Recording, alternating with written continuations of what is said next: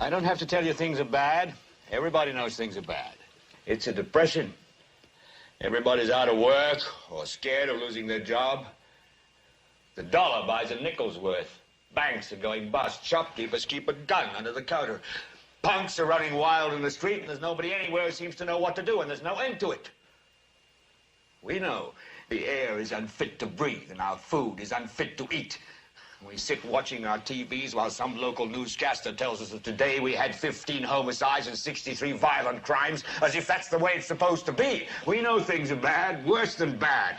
They're crazy. It's like everything everywhere is going crazy, so we don't go out anymore. We sit in the house, and slowly the world we're living in is getting smaller, and all we say is, please, at least leave us alone in our living rooms. Let me have my toaster and my TV and my steel-belted radios, and I won't say anything. Just leave us alone. Well, I'm not going to leave you alone. I want you to get mad.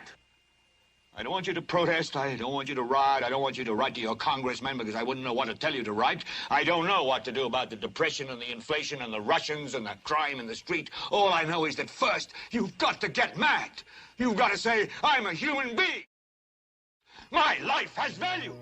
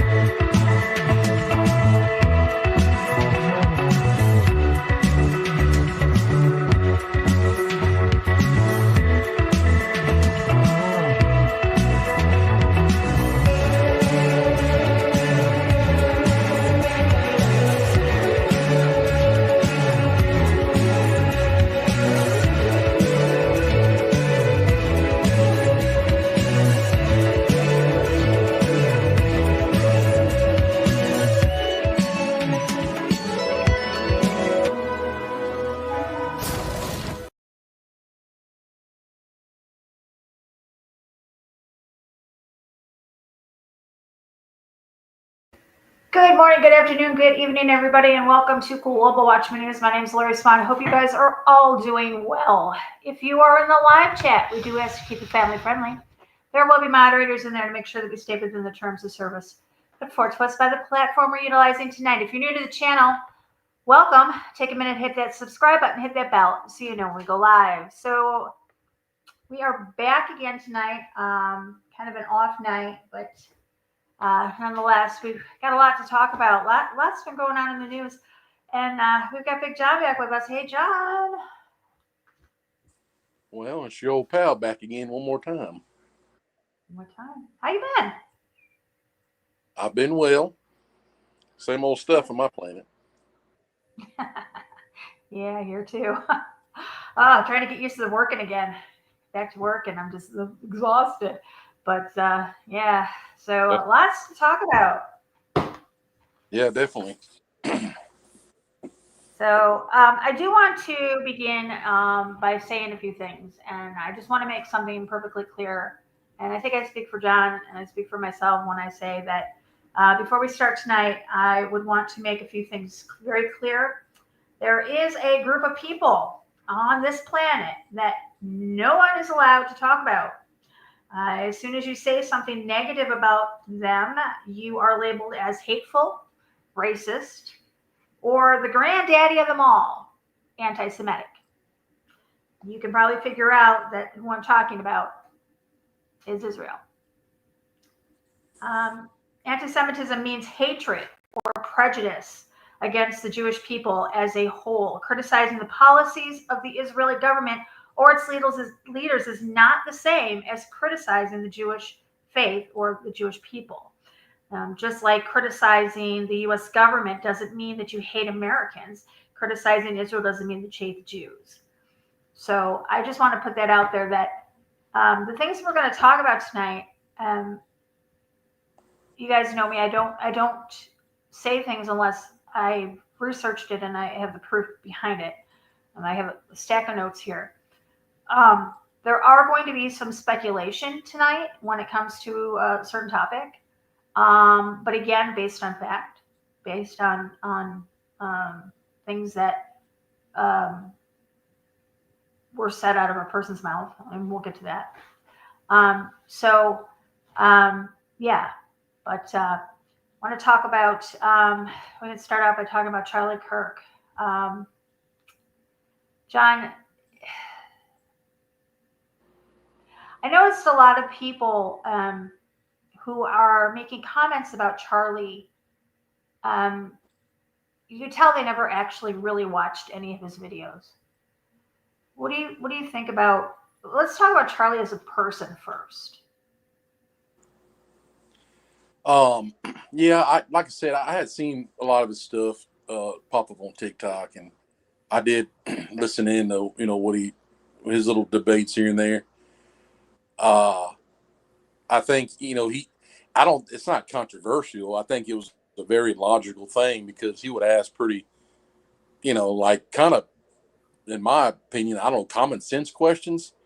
He would get a lot of them on because they'll say something like, well, I can't remember the perfect one, but he said, is it illegal? Do you find it illegal for a man looking in a window to peep and time at you? Well, yeah. Then he's like, well, what's the difference of a man going to a woman's locker room? And then they didn't say anything.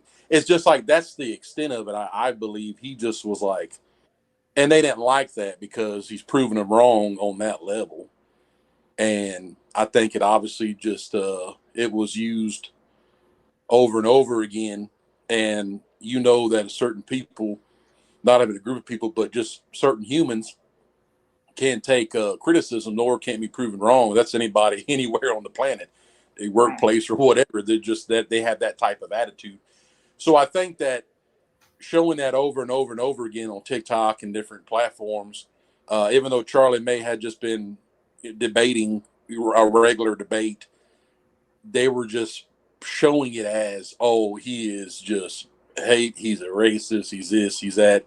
Because I haven't seen it anywhere where he said anything about any race, like and they can't you can't prove it, and they showed it's like, well, he didn't say that. Like you're mixing up the it's an edited tape. Yeah, they are. I watched the Charlie Kirk show today, and Megyn Kelly was on there along with, she had some of his interns in there, his private secretary, people that work with him every day. And just about everybody said that Charlie never talked negatively about people. He never would talk negatively about people, even if he was having a conversation with a group of people who were talking negatively about somebody, he would refrain from that. So that's not the type of person that he was. He did everything out of logic, out of facts, and out of statistics. And also he would tell them that Jesus loved them, which nobody doing that. Yes. The one thing somebody asked him is, what would you like to be remembered for? And he said he wanted to be remembered for his religion, for his love for God. And that's what he did. Charlie was a person that God came first. His religious beliefs came first, and he did have a sense of humor, and we did see that a lot of the times. He was actually talking about affirmative action. Did you see that video? Yeah. He was talking about affirmative action. And a lot, see, this is where the racism comes in, because I don't know if it's that they're wantingly ignorant, or if they just are in denial. But you cannot explain affirmative action to a person on the left. It's like they've got a block. And Charlie was trying to explain to this person, about affirmative action, and said that what it was is it's where they have to hire a certain amount of minorities, and it's not based on merit, it's just based on skin color. And Yeah. so he said that now when he gets on a plane and he sees a pilot of color, the first thing he asks himself is, I hope, or says to himself, I hope this pilot is qualified. I mean, that's fair, because a lot of these people are not getting these jobs because they're qualified. They're getting them just because they've got to fill a spot, and that's not fair. I mean, that's almost they talk about white privilege. I mean, that's almost like that's black privilege or a person of color privilege. Yeah, and they also have like in oil and gas, your uncles, cousins, Oh, neighbor. nepotism, yes, Oh, I mean yeah, that's and like that's affirmative action in its own, because you right, only hire a person, because it's your friend, and that it's well known in oil and gas.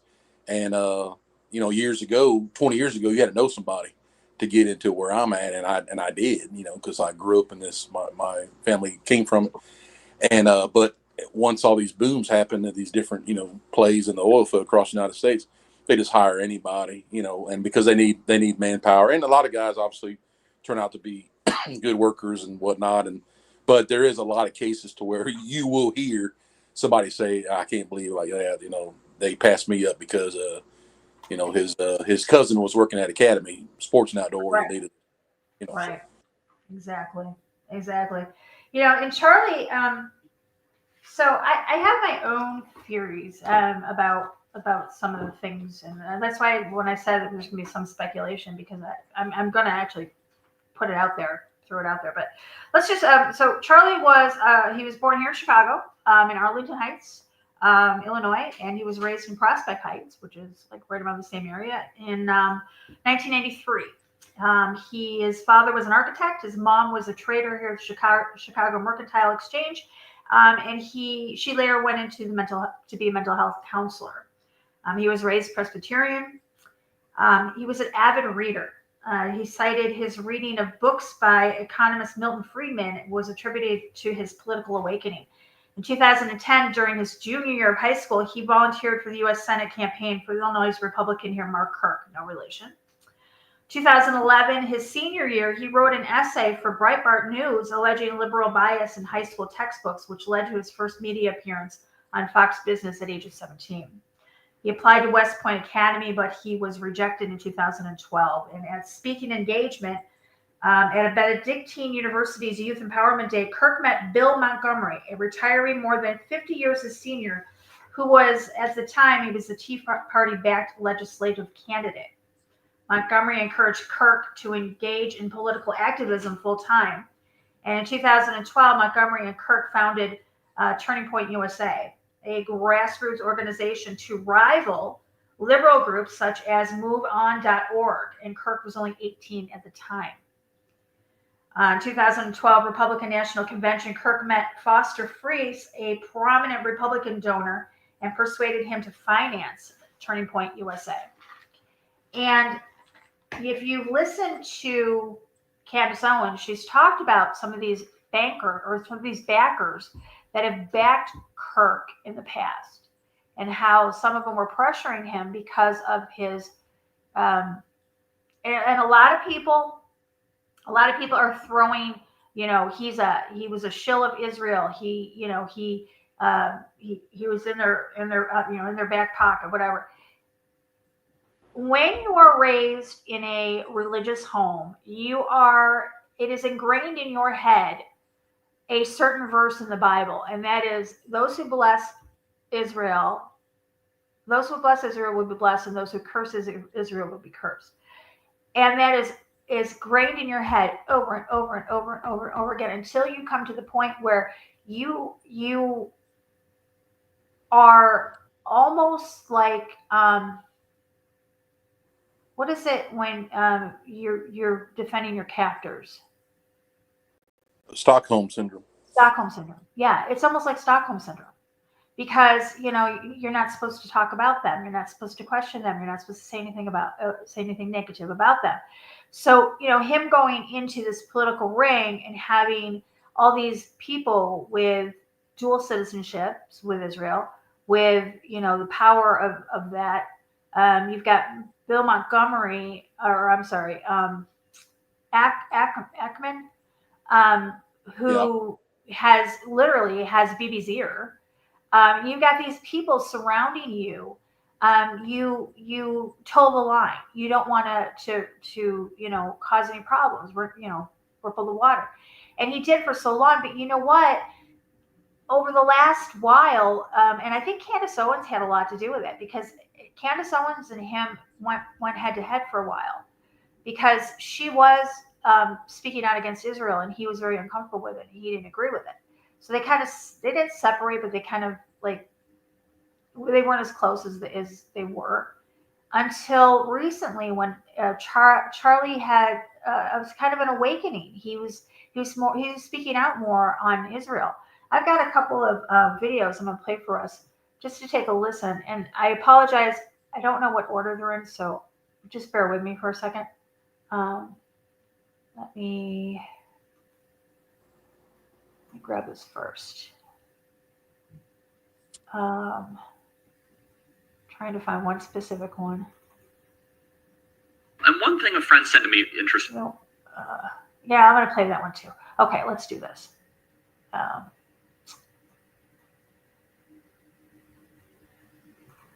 Going to put a video file in. Let's do this one first.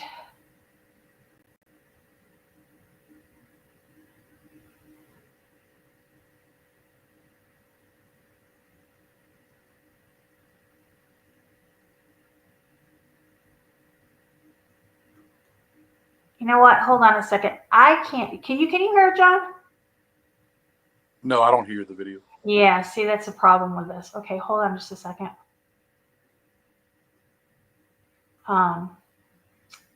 Yeah, there's a problem that you and I can't hear it. So let's do this. And one thing a friend said to me, interestingly, which is okay. And one thing a friend said to me, interesting. No, stop. And one thing. Oh, there it is. And one thing okay, good. All right, let's do this. Hopefully you and I will be able to hear it. Remove that. Share screen. Here we go.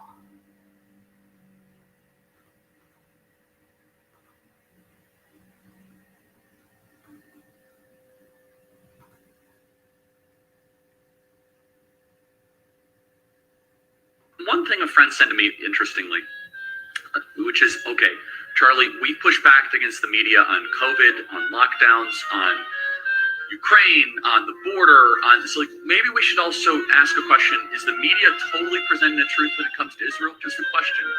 That maybe we shouldn't believe everything the media says, because I know I've been conditioned to ask a lot more critical questions over the last couple of years. So, Ben, some people would accuse Israel of wanting to ethnically cleanse.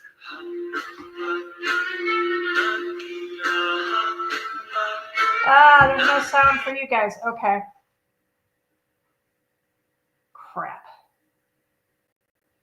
Yeah, because I heard it. Yeah, I heard it that time too, but they didn't hear it. Okay.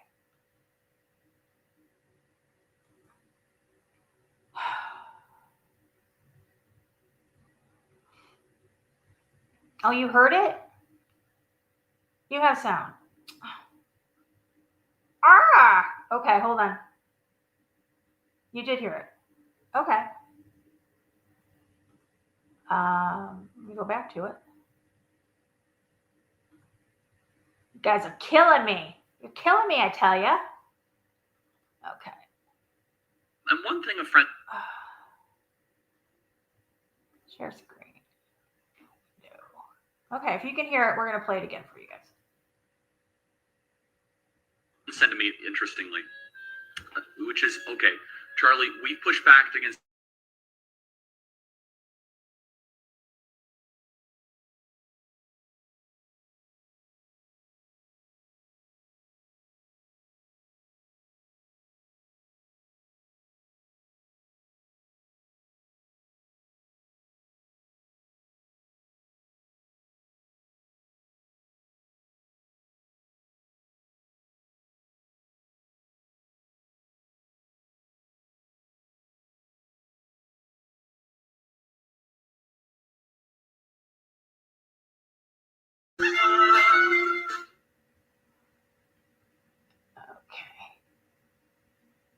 Okay, so he talks about no sound again. Okay, I give up, guys. Hold on a second. See, I'm playing it over on YouTube and it's playing. I can hear it. Why can't you guys hear it? Okay, we'll figure out something. I'll play it on my phone if I have to for all of us. Okay, so the look on Shapiro's face was priceless when he brought up Israel. I thought that was freaking hilarious. Actually, because of the fact that Ben thinks that he's going to pick up the microphone and take. And I'll get into that in a little bit on how I feel about that. But anyway, so Charlie was speaking out against Israel, and let me go to this here. He was talking about questioning, like, what, free speech, right? Yeah, he was that, and he hopefully I have the video. I have to get to it, but also he was talking about how Netanyahu had a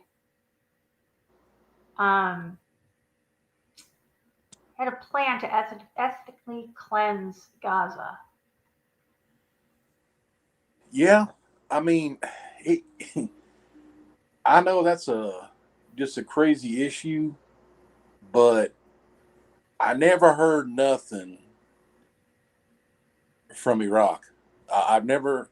There were tons of them gone, and never heard a peep. Never heard nobody batted an eye. Nobody cried for them. Nothing. Yeah, I know it. And they. I gotta be careful the way I. Sorry. Go ahead. I was just pulling this up. And here's the thing. The only thing that pulls the heartstrings, and it is sad, I don't think any kind of a war where you are blowing apart children, that's not warfare. That's just coward bullshit. Yeah, absolutely. But there were also tons of children killed in Iraq. Right. And M9 Ace bulldozers, which are armored dozers, pushed these people into piles. Okay. Because there was no retrieval, there was no mortuary affairs, basically, on that side of the spectrum, and infidels can't touch them, which is fine. That's their deal. But so they're piled up by the engineers. Now, there was just nothing. I never heard anything, and I think they show that and use that because the people that say all these things, I get where they're coming from, and they're right. Hurting the children and all this stuff, and even the innocent people. I mean, even though but here's something else, Lori. Didn't they pour Bin Laden and Islam into our faces since 2000? Yeah, absolutely. Didn't you could go to a schoolhouse in America, and if you show them a picture of Ted Bundy and fucking Bin Laden, the kids would say Bin Laden because they were told that a Muslim is a terrorist. Okay. I'm saying that there's not bad ones. There are bad ones and there's good ones. But I'm talking about the machine that turns, the bugs against each other. And all I'm saying is it was force fed. And then I think it's just people's, some humanity in people and some people that are pissed and this and that. But, the stuff happening in Gaza has been happening for a long time. And it's just, why has it got to be that particular event when it was tons of time? Yazidis, ISIS went into Iraq after we were long gone, into northern Iraq where the Kurds were. And the Yazidis is a group of people. And the Yazidi have been around since Jesus walked the planet. And they're Christians by all means. And they had the worst deaths I've ever heard of. Yeah. All of them. Men, women, children, and not a peep. Didn't hear anything. Nobody cried. Nobody held up a Kurdish flag. Nothing. They didn't care. Chemical weapons, nothing. No, don't matter. They're throwing up their lungs. So who cares? So I just think that a lot of it is they're pouring on, a psychological warfare with that, because look in America, we have a huge problem of, barrels being full behind these clinics with body parts, and nobody bats an eye. Right. The Plan B pill is a dime a dozen, being sold like hotcakes, and ain't nobody says shit. So that's where I'm at. If you can't talk about the blue barrel body parts behind the clinic in a major city that's being sold or put into our food or whatever the fuck they do with it, if they can't say nothing about that, then I don't want to hear shit about nothing else. That's just my opinion. That's just my opinion. Exactly. So somebody in the chat room, FM, how you doing? He said that this is it was staged. It's a psyop. Tons of people are calling it out. Let me tell you something. It is a psyop. It is a false flag psyop, whatever you want to call it. But with all of these events, there can and usually are casualties. And in this case, there was.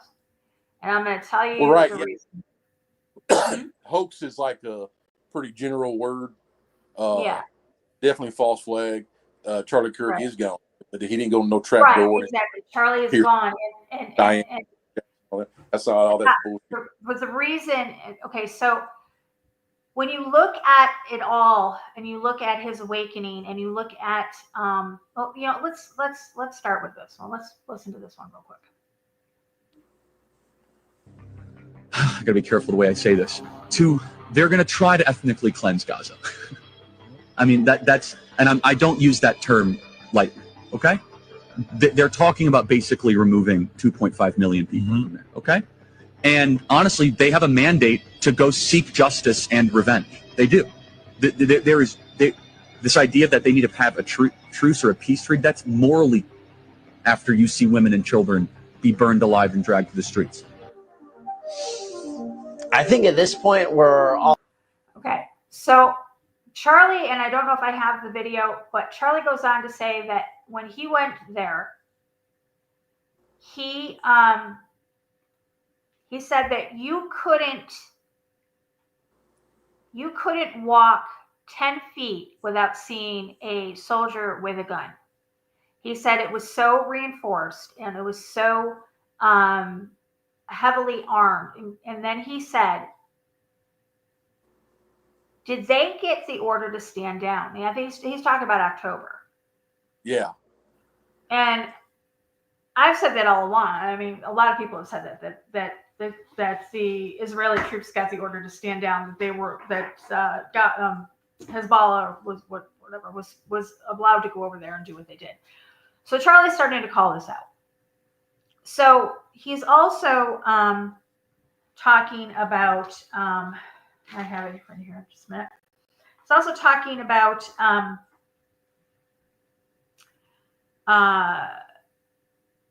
Charlie didn't like BB. He never pretended that he did, and never, like, everybody knew that he didn't like him. So when they went up to the Hamptons, Charlie was not. And I've listened to both sides of the story. Okay. I've heard of Montgomery's side, and I've heard the claim about Charlie's side. But I've heard a couple people talk on Charlie's side about this. And this is what reason why I say that he's gone is the fact that he was offered money. He was offered $150 million. Well, first off, he was told to come to Israel. Come to Israel, and he declined. He said no. So then BB said, $150 million. He goes, take Turning Point USA into the next level, and he turned that down. And a couple of days before he was assassinated, he told people that he was in fear for his life, that he thought that he was going to be killed. He did. He told people. And I do have that screenshot somewhere. I'm sorry, but I've seen it. It was a post that he put up on one of his social media that said that he was in fear of his life. And so here's why I say that he's gone. And yes, I have seen the videos with the cat. I've seen images that have been AI created. I've seen bullshit images or videos of his casket or whatever. I'm going to tell you one thing. I have seen dead bodies, and I have seen people with orange hands or yellow hands like that, and I have. Okay. The whole. Let me just tell you my theory.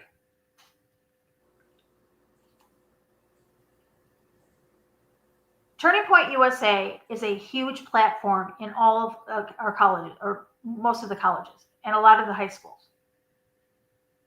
And since Charlie Kirk's assassination, 39,000 applications to have a chapter put in the school or college they've received them, about 39,000 requests. So this has even gotten bigger. But while he was alive, he had a huge platform. He had the ear of kids, of our youth. And he had a voice that people were starting to listen on both sides. The left, people on the left were starting to listen as well. Knowing that he was turning, knowing that he was now waking up to the atrocities of Israel and the plans of Israel, he was now a liability. And so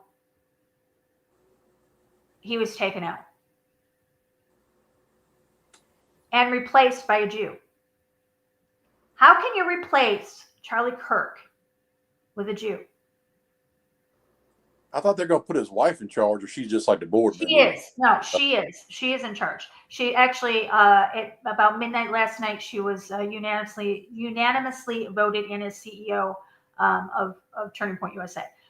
And here's another thing. I believe she was his handler. I believe that she was placed in his life for a reason, for a purpose.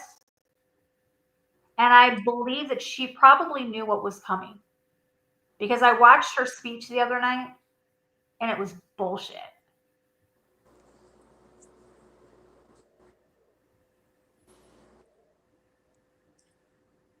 I mean, yeah, stranger things have happened, and it's like it's just like Vegas. You can't really pinpoint, but what they do is there's so many different groups doing their own agenda at one time. Mm-hmm. That's where all the spinning comes from, just like Right. the Kennedy. Yep. And that's how a high profile or a watched assassination event that's going to be caught on camera is taking place. But in the end, they're literally going to tell the people, basically piss on your foot, tell you it's raining, and nothing's going to come. It didn't come of it for 60 years. Still nothing for Kennedy. So few people know, but Martin Luther King. It's like they smothered that guy in the hospital. That's why they follow you to the hospital and stuff to make sure that they finish their job. Exactly. And I honestly think that even if they did have that camera that was behind Charlie Kirk showing the round going behind his ear, out the neck, because I've seen a lot of entry wounds and they don't look like that. I don't even think a 50 cal makes it. Exactly. And I'm going behind his ear, out his neck. And I guarantee you, nothing's going to be done about it. It's just going to move on. Tyler Robinson's at Dairy Queen eating his chicken basket. It's like nobody cares. To me, it's like, oh, and people care, but you can care enough to talk to you blue in the face, and it's just like, what's going to happen? Nothing. They're going to crack down on free speech. Exactly. They're going to do Patriot Act 3.0. Just what they wanted to do. Vegas got those better body scanners in the casinos. I mean, it's just Well, we're gonna get into what's coming because it's quite interesting what has taken place this last 7 days as well. Yeah. Day Yeah. after. Let's play this one real quick. Epstein with his little friend Ghislaine and Ghislaine's father, Robert Maxwell, who is obviously a spy of the Israeli intelligence agencies, was cast for a specific role. But if you actually go into some of the videos of people that met with Epstein at the time, they said he was awfully unimpressive when it came to finance and markets and economics. It's nothing new that if you're in the intel agencies, you want to try and get as much blackmail on powerful people as possible. First of all, the evidence that shows that Epstein was a creation of either Mossad, Israeli intelligence, American intelligence, easy, not hard. And this is no longer just speculation. Epstein. So see, he was starting to speak out on a lot of things that pretty much people, don't want anybody talking about. Yeah, the Epstein's, which is if they set up a guy that was a janitor basically, and Bill Barr's dad made him a mathematician at a girls' college, I mean, yeah, that's all weird, right? And he's a spy or whatever. But bringing people to an island to do these things, it's obviously Luciferian. But not like pick your poison, but it just goes along with, hey, while we're doing our rituals, which they've always done since obviously the Tower of Babel, it's nothing new about Right. doing on kids or whatever. But hey, while we're doing our stuff, let's blackmail too, because this is ultimate blackmail. It used to be, you remember this in the 40s, if you if you got called another woman and you're married, it was like, oh my God, it's over with. Leave It to Beaver's dad was cheating on June. He's destroyed. And then that became like, do what you want. And then what was next? Catching the Republicans or catching the politicians with gay men. And they're like, oh, he's gay. We're going to tell everybody. And then that was like, well, everybody's kind of gay. You know what I mean? Like, Right. I'm just saying, like, it didn't work anymore. But now, what is it? What's the ultimate thing that you can't get away from? They drug you, they drunk you, they, you party hard at a party, and then you go to the bedroom with a, 22-year-old blonde and a 12-year-old. You know what I mean? And they're like, hey, we got the camera on you. But you know what? They've done that so often. They've done that back when the televangelists that got caught with that girl. I mean, well, no doubt. That's what I'm saying. Like, they tried to do like a young girl, but I don't even think she was like a minor. What was that? Jim Baker got called, but I mean, she was a young secretary. But I mean, like, it's evolved. Blackmail has evolved because nobody cared about the cheating husband with the wife. Nobody cared about the cheating gay guy, but the kid, that doesn't go nowhere. That destroys that, whatever. And that's, but they're doing their Luciferian things, and they just added in the blackmail. And it's like, even if you came out with that too, though, it has been shown so much stuff. And you even got Cash Patel just a day ago saying, "No, Jeffrey Epstein's good. He didn't do anything." Right there in front of Congress. And it's like, what? What's the big deal then? Why did y'all cause all this stuff? It's like, that guy literally said in front of the Senate or whatever, said, Jeffrey Epstein's good, case closed. And once you go before a committee, that's it. It's done with. So basically, he told America, we don't give a fuck. You can't do nothing about it. And right. Nobody's going to do nothing about it. So that's what I'm saying. It sucks. I get it. But that's just how it works. It don't matter. You can stand up and you'll join Charlie. You know what I mean? Like, that's their threat to you. Right. Well, okay. So after looking at a few things, so have you heard of 50 States, One Israel? I have seen that. Yeah. Okay. So 50 States, One Israel. It went from September 14th to September 18th this year. This little few days, yesterday, day before. Now, check this out. Approximately 250 American state legislatures participated in 50 states, One Israel conference organized and fully funded by the Israeli Ministry of Foreign Affairs, the largest delegation of elected officials to visit Israel. Invitations for this started going out back in May of 2001. I'm sorry, 2021. They started going out. Now, it was hosted by the Israeli ministry. They took 5 lawmakers from 50 states. So it was a total of 250. They paid for round-trip economy airfare from New York to Tel Aviv, including domestic U.S. flights to New York City. So no matter where you came from, they paid for your flight to New York City, and then they paid for your flight to Tel Aviv. They put you up. They paid for your hotel. They paid for your food.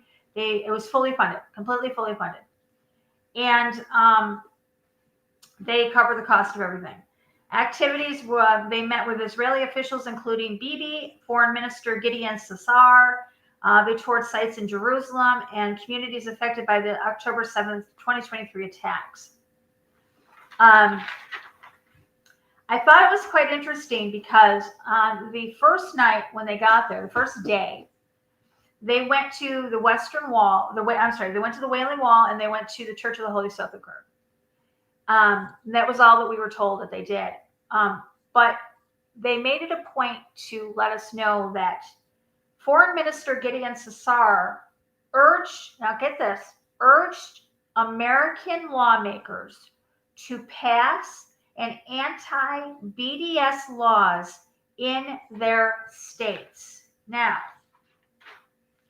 what are BDS laws? Well, let's go with it. What are BDS laws? The BDS laws are boycott, divestment, and sanctions. It's a non-violent Palestinian-led movement promoting boycotts, divestments, and economic sanctions against Israel.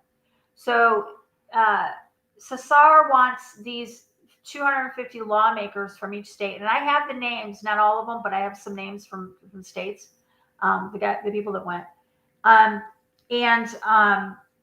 They want them to pass this anti-BDS, so it would make it illegal for anybody to boycott Israel, which is, we already have it on the books. So here's the list of states where boycotting Israel is illegal. Let me say that again. A list of states where boycotting Israel is illegal: Texas, Ohio, Illinois, Indiana, Florida, Arizona, Georgia, Iowa, Pennsylvania, Michigan, Arkansas, Minnesota, Nevada, North Carolina, Tennessee, Alabama, Rhode Island, New Jersey, Oklahoma, Kansas, North Carolina, Utah, Missouri, Idaho, West Virginia, Colorado, Mississippi, New Hampshire, New York, Maryland, Wisconsin, Louisiana, Kentucky, South Dakota, and Alaska.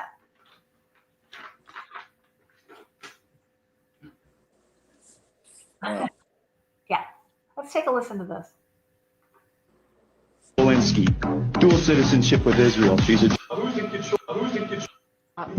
control? Who was in charge of the CDC that was controlling and telling our government to shut down small businesses and what they recommend for the mandates of the vaccines and Pfizer and all? At the time when COVID was being enacted, I'm going to read off the staff of who was in charge of this CDC. The director of the CDC was Rochelle Walensky, dual citizenship with Israel. She's a Jew. Deputy director of the CDC, Ann Shawalchi, dual citizenship with Israel, Jew. CDC chief of staff, Sherry Berger, dual citizenship with Israel, Jew. CDC chief medical officer, Mitchell Wolf, dual citizenship with Israel, Jew. CDC director of the Washington office. This is pertinent to the topic. We're talking about COVID, right? Yeah, this is pertinent to COVID. So I love you, Jennifer.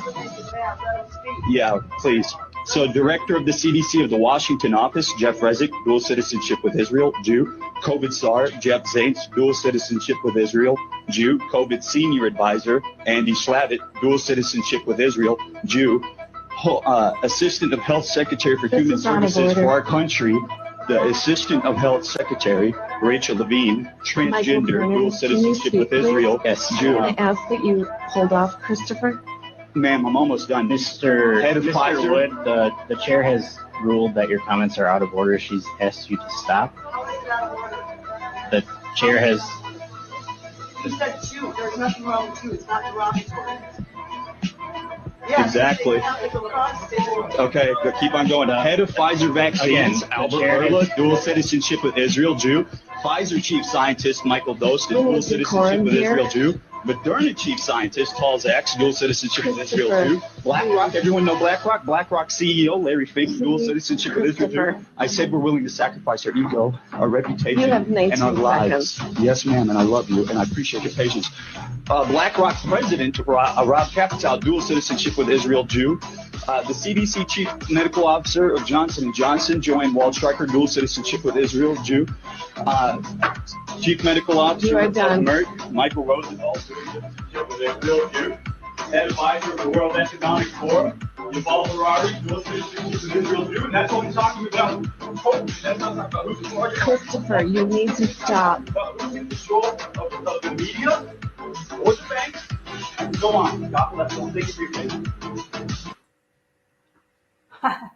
Yeah, he tells everybody about who's who, doesn't he? All right, let's go back one. You know, if you look at that, and it's only here, right? It's only in America. He don't describe it's Israel and America. That's it. He don't describe anything else. Like who's in charge of all these American things. Right. And this is my opinion. I've never heard anybody else say this. I'm not special, but this is what I know. I have like a lot of thoughts since I converted in 2015. And number one,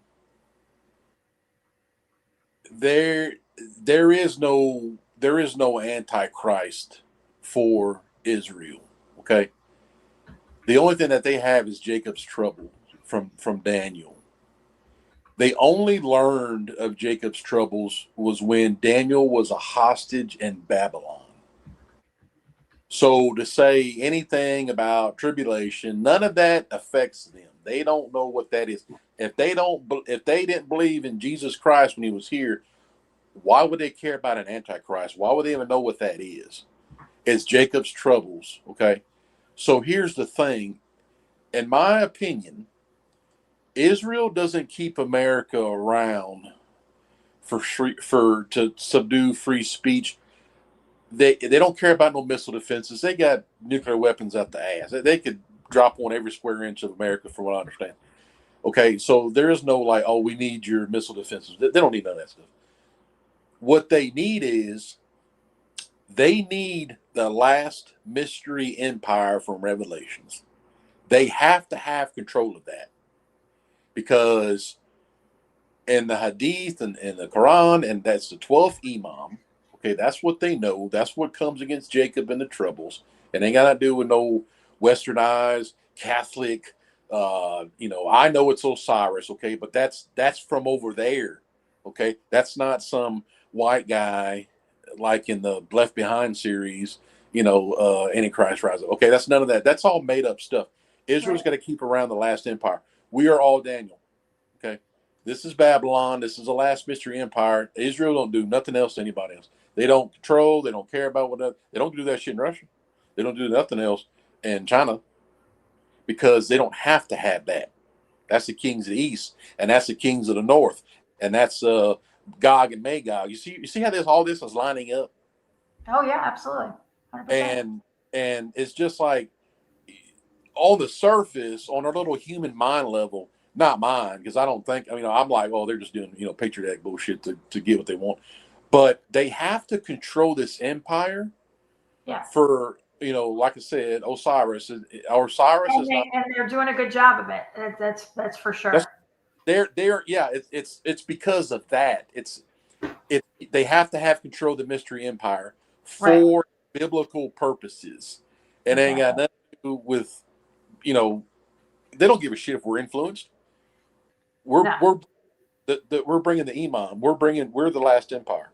Well, if you read the Talmud, you know exactly what they feel about us and how they feel about us, and that's what I'm saying, exactly. But it's just that, and I think that people have, and I get it. I get it. It sucks.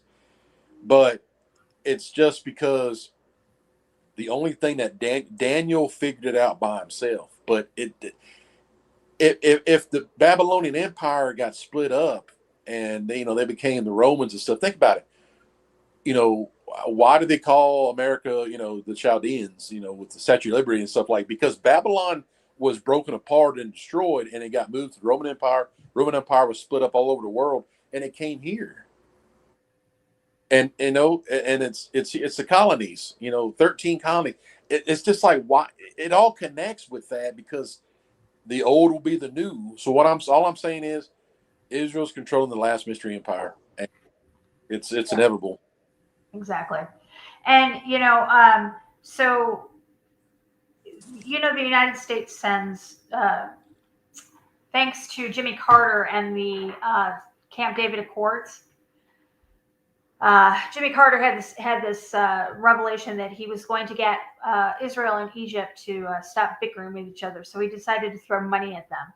So every year, the United States sends them a package, a U.S. aid package to Israel that's worth $3.8 billion a year. And this is funded with our tax dollars, guys. Okay, so we fund this. Okay, we fund this. They send the money over there. Here's the kicker on that. So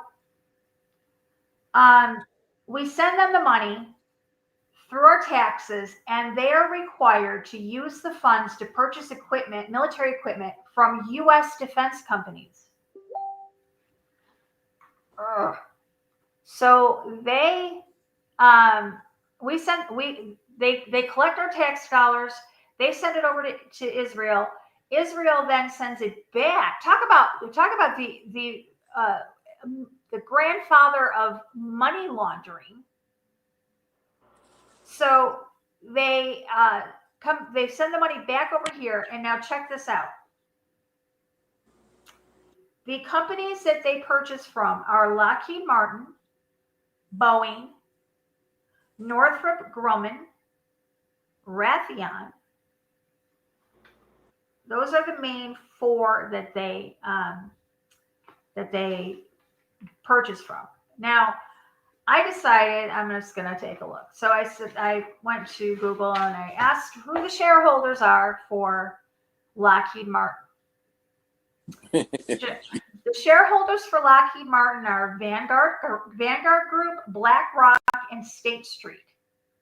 Remember those three: Vanguard, BlackRock, and State Street, which collectively own the majority of the company's shares. Charles Schwab also is a little bit involved in Lockheed Martin. Then I asked who the shareholders of Boeing were: Vanguard, BlackRock, State Street, Capital Research, and Fidelity Management. So there's a few more with that one. Who are the shareholders of Northrop Grumman? Oh, well, State Street, Vanguard, Capital Research, BlackRock. And who are the shareholders of Raytheon? Vanguard, State Street, BlackRock, Capital Research, Dodge and Cox, and JP Morgan. And I thought that was quite interesting because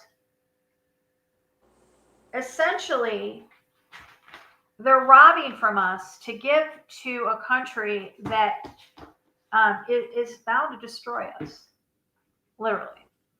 Why don't you, you're being in the military, John, why don't you take a listen to this? And counsel service. 20 years of service in the military. Yesterday, I got pulled into an officer's office and counseled for posts that I have on my social media.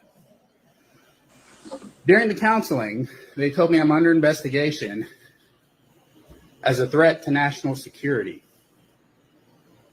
When I asked for proof, like what the posts were yesterday, they refused to give it to me.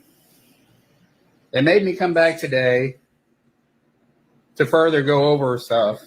They gave me the proof, and the proof they gave me are anti-Israel posts. Now, when I joined the military, I took an allegiance to support the United States of America. I did not ever take an allegiance to support Israel. But yet, I am deemed a threat to national security because I do not support Israel and their genocide against the Palestinian people.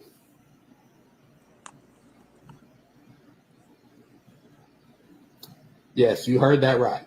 I am deemed a threat to national security because I don't support Israel's genocide against the Palestinian people. What do you think about that? Yeah, I mean, I'll be honest with you. When I was in, I ain't never heard nothing like that.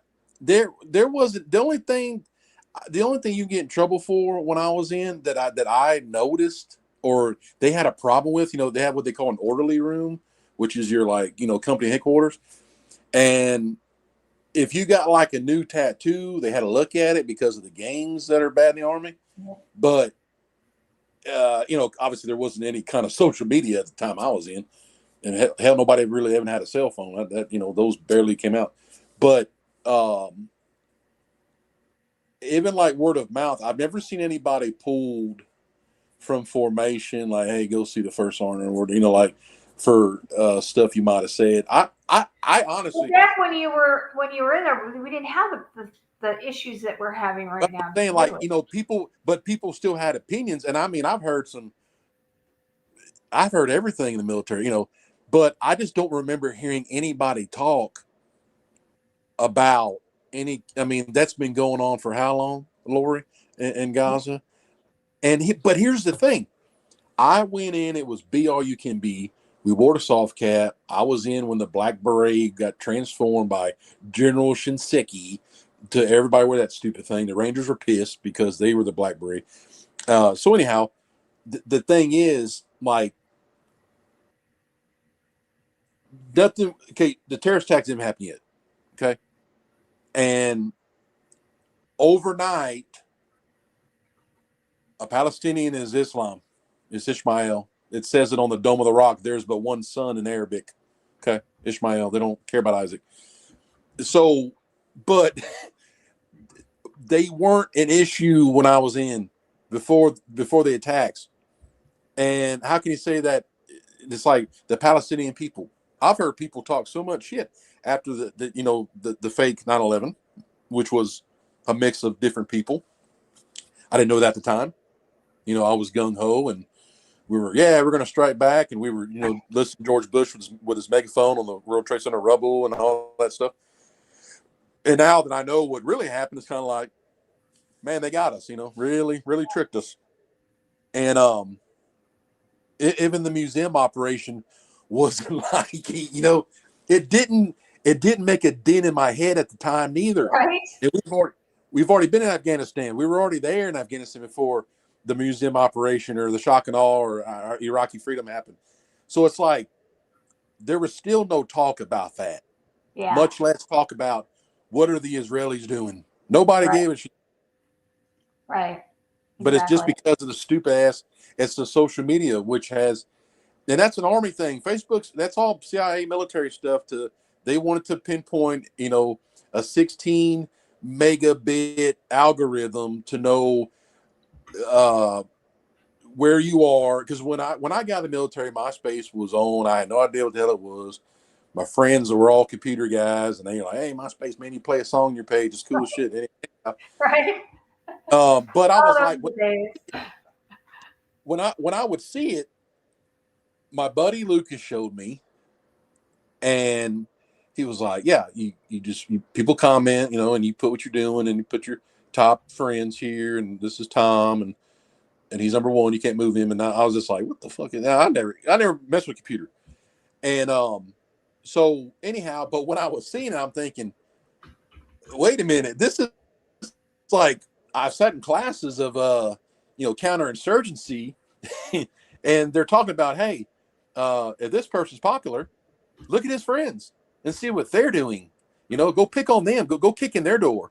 And I'm like, this is a digital, like mount training, urban assault. And then when it got to where you put your remember, what do they call that thing that you put your status or whatever, and it says, "Hey, I'm taking a shit," or "I'm shopping," or "I'm whatever." Yeah. It's like, man, everybody was like, "This is great," and they were telling the government and everybody else exactly what they were doing. I'm not at home; my jewels are out. You can go steal them if you want to. You know, it's just like, and I'm like, this is military stuff. This isn't Tom CIA. Right. You know, and so anyhow, I just, like I said, that destroyed a lot of things. And you know, but they use it as, hey, connect to your long lost cousin, or like, no, like, what percentage of that bullshit? It's they want to know what everybody's doing, And you and know, that was, they always market things like that to, I think, to kind of strip our ego. You know, I mean, you know, we want that's what I'm saying. Easy. That's what I'm saying. It comes from psychological it warfare. does. People literally, there are groups of people who scored high on ACT, and they're sitting around in recliners or like a nice big conference room under the ground or in a mountain or where the fuck they're at, and they're sitting there thinking, they're all talking about all day long is, you know what? How are we going to get these dumbasses on the surface to do what we want? And Yeah. they come up with that stuff, and it's true. Yeah. And it's just like, how can we get little Johnny to tell us what he's doing and stroke your ego? Like, hey, you know, put a comment, man, you're looking good, Johnny. Comment on your page. You're like, oh, fuck yeah, comments.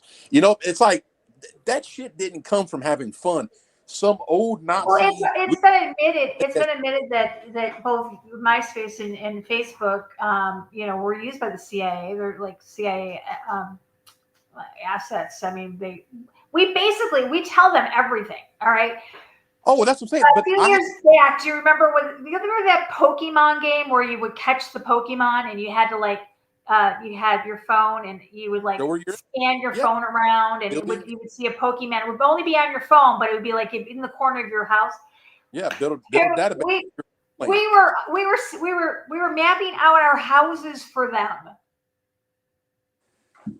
Lori, here's the thing. Okay, they had a second census like in 2014 or 2015, a second census, and they went around and they wanted to know your floor plan.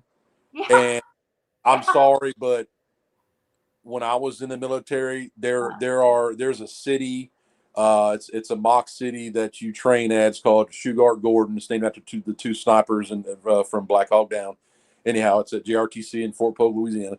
It's a whole city. It's got a movie theater and buildings and just whatever. I know. Anyhow,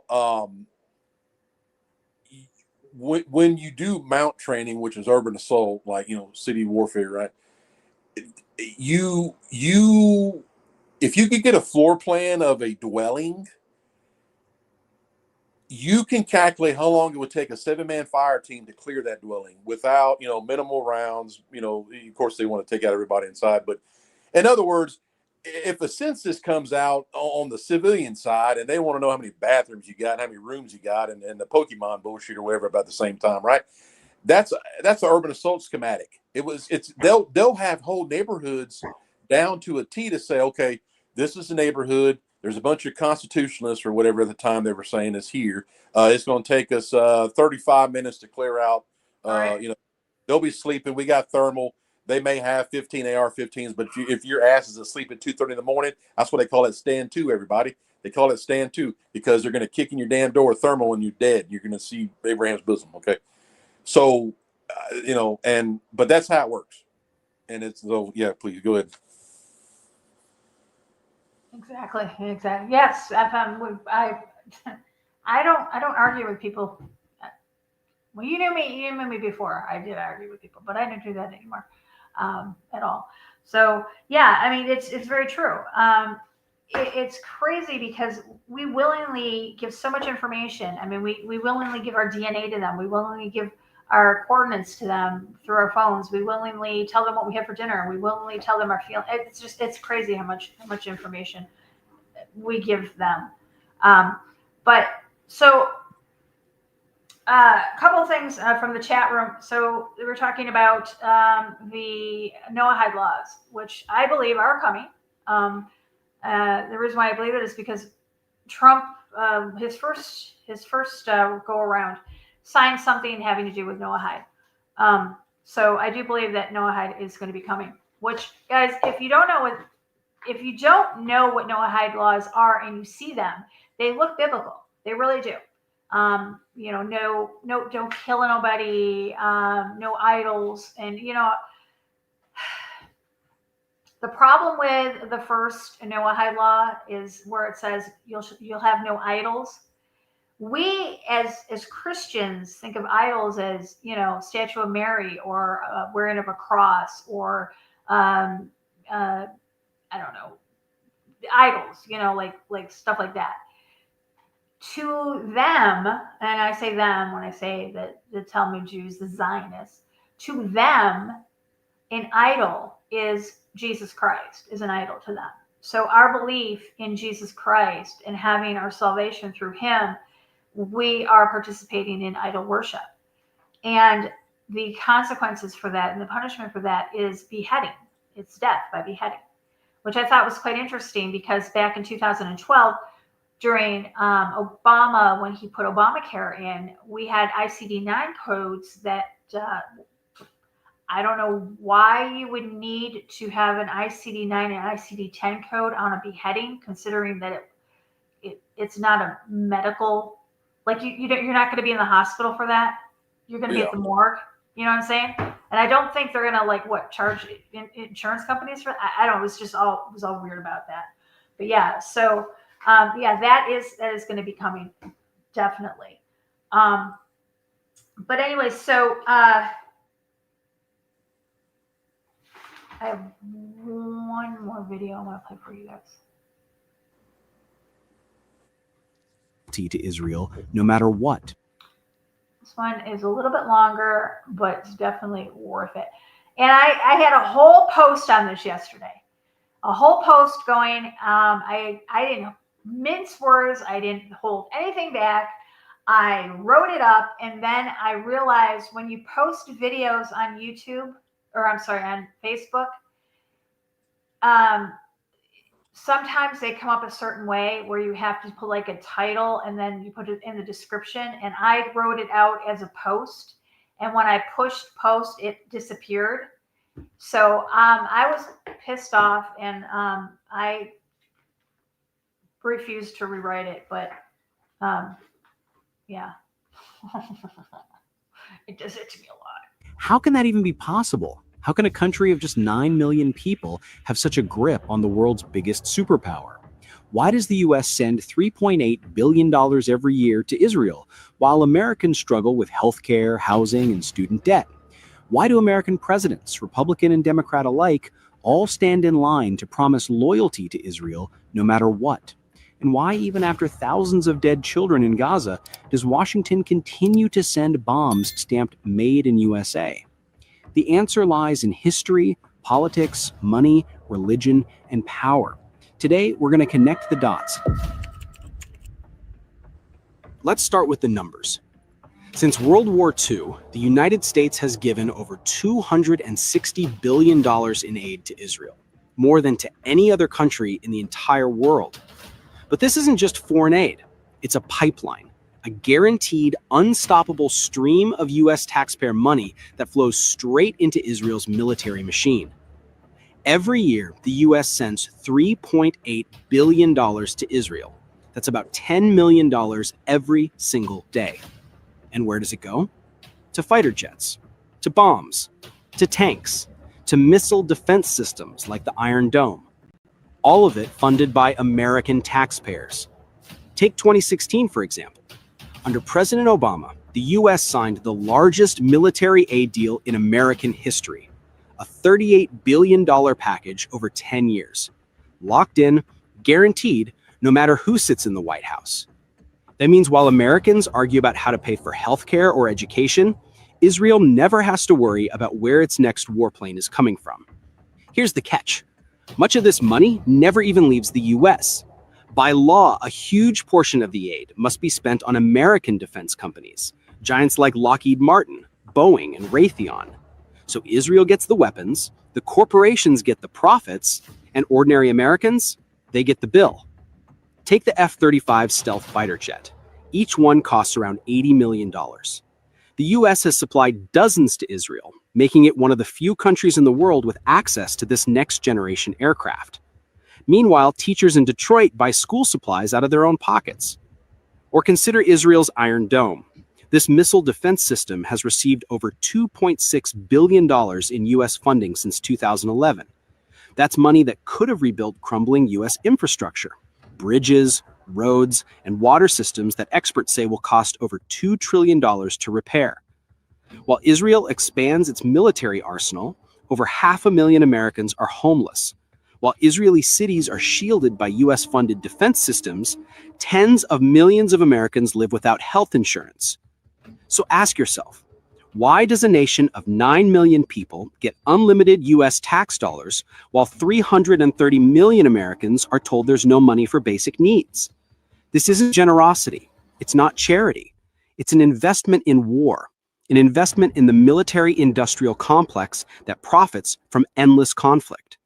And behind every dollar, every deal, every jet and missile is a network of politics, lobbying, and influence that keeps this pipeline flowing.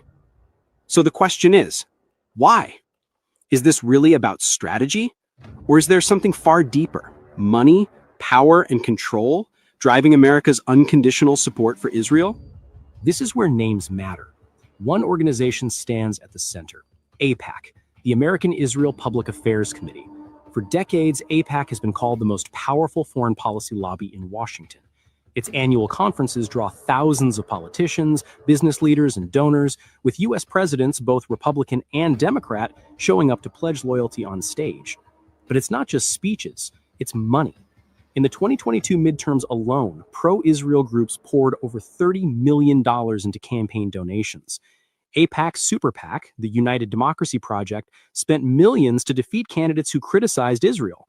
Even Democrats like Donna Edwards in Maryland or Andy Levin in Michigan, both targeted and beaten after questioning unconditional U.S. aid to Israel. The message is clear. Step out of line and you're gone. Former Congressman Paul Findley once said that voting against Israeli interests is political suicide. He knew firsthand. After serving 22 years in Congress, his career ended once he started questioning U.S. policy toward Israel. And AIPAC isn't alone. There's Christians United for Israel, led by televangelist John Hagee, mobilizing millions of Christian Zionists to pressure Congress. There's the Anti-Defamation League, ADL, presenting itself as a civil rights group, but often lobbying to silence critics of Israel. And dozens of PACs, some with vague names like Pro-Israel America PAC, funnel millions into local elections. Together, these groups form what scholars like John Mearsheimer and Stephen Walt have called the Israel Lobby, one of the most powerful forces in Washington, shaping U.S. foreign policy more than any think tank, business lobby, or grassroots movement. And the influence isn't only financial. The lobby has deep reach into the media and academia. Organizations like the Middle East Media Research Institute, or MEMORY, and the Washington Institute for Near East Policy, or YNAP, pump out reports, op-eds, and talking points that frame Israel as America's indispensable ally. This machine works quietly but effectively. Presidents from Clinton to Bush, Obama to Biden, and now Trump have all maintained the same bottom line: billions for Israel, unquestioned support no matter the human cost. But money and lobbying are only half the picture. There's something deeper, a narrative, a story that has been carefully crafted for decades. For decades, Israel has been sold to the American public as the only democracy in the Middle East. From Hollywood movies to school textbooks, Israel is painted as a brave little country surrounded by enemies. Meanwhile, Palestinians are often erased or portrayed as aggressors. Look at U.S. presidents. From Reagan to Bush, Clinton to Obama, Biden to Trump, every one of them repeats the same script. America stands with Israel. Why? Because challenging that narrative would be political suicide. But there's another layer that makes this even stronger: religion. Millions of American evangelicals believe that Israel's survival fulfills biblical prophecy. Groups like Christians United for Israel, led by Pastor John Hagee, openly preach that supporting Israel is God's will. That means millions of votes tied to religion, a powerful bloc no president wants to lose. In 2018, when Trump moved the U.S. Embassy to Jerusalem, it wasn't just for Israel, it was also a gift to evangelicals. So we have money, we have lobbying, we have religion, but what about consequences? What happens when US leaders keep supporting Israel no matter the cost? Here's the contradiction. America claims to defend democracy and human rights, yet it bankrolls a system of apartheid, illegal settlements, and endless bombings. Every missile that hits Gaza, paid for with American tax dollars. Every hospital destroyed, linked back to Washington. And this is why so many are asking, who's ruling who? Is America guiding Israel, or is Israel guiding America? Former U.S. officials like General David Petraeus have even admitted blind support for Israel is fueling anti-American sentiment worldwide. In other words, this isn't just about Palestine. It's about America's future. So, is Israel ruling the American government? The evidence is there. The billions in aid, the lobbying machine, the narrative control, the religious influence, and the political cost of saying no. A country of 9 million people dictating policies of a superpower of 330 million. But here's the real question. How long can this last? As more Americans wake up to the truth, as global outrage grows, silence becomes impossible. And when that silence finally breaks, the question won't just be about Israel, it'll be about America itself. Whose interests is Washington really serving? Its people or someone else's? Well, we know it's certainly not the people. It's certainly not us. They pretty much serve their own interest. They do, and that brings up like questions. Now, I'm not saying that they can't happen. They could be totally plausible that they control for whatever reason. Okay, so that guy I mentioned, and anybody could mention that we gave Israel this, and Detroit teachers had to buy their own school supplies. So I guess what I would ask was, has anybody looked, or is it proven that there are no homeless people in Israel, and that everybody has a high deductible Blue Cross Blue Shield? 9 million people all have health care. You know what I mean? Like I would love to see like what the real thing, because I'll hear stories about, that they were close to a civil war not long ago, basically because they wanted Netanyahu out. So they're all protests. Yeah. It's like, yeah, I heard that too. Like, it's like the Israeli people aren't getting the money. I guarantee there are homeless people over there. I guarantee nobody's wearing Tommy Hilfiger or whatever the clothing is.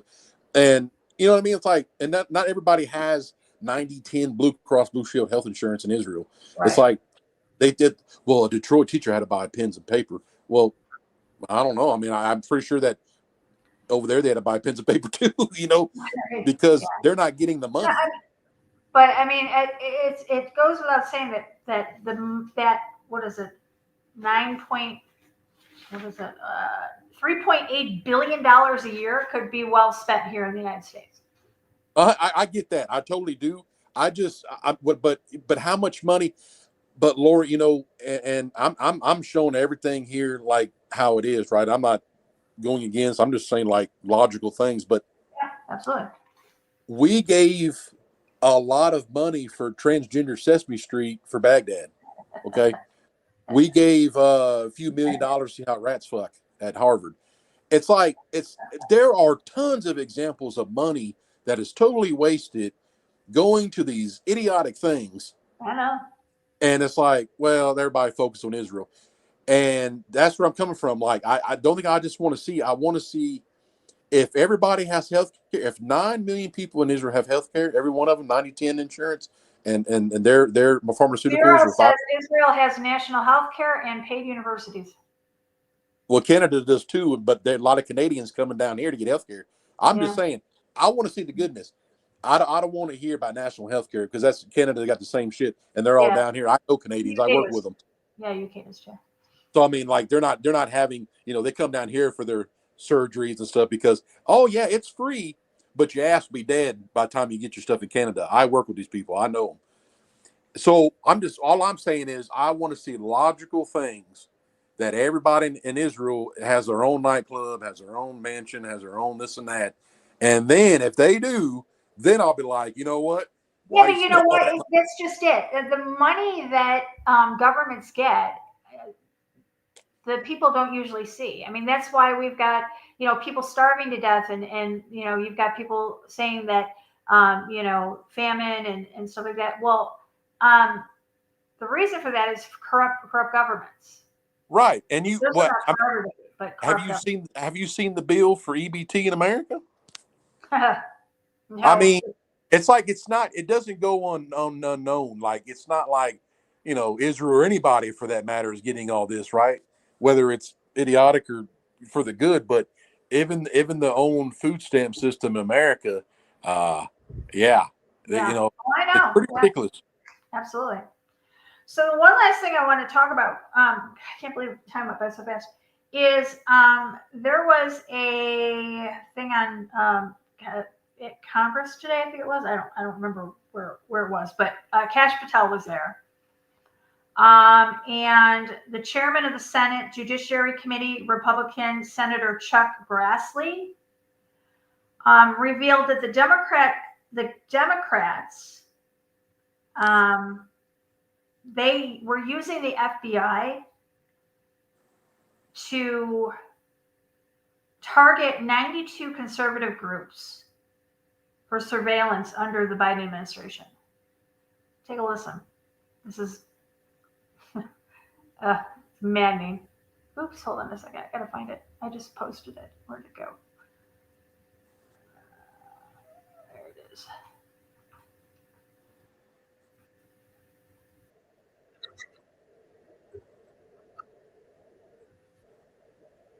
Oops, hold on. I'm not sharing it. Hold on a second.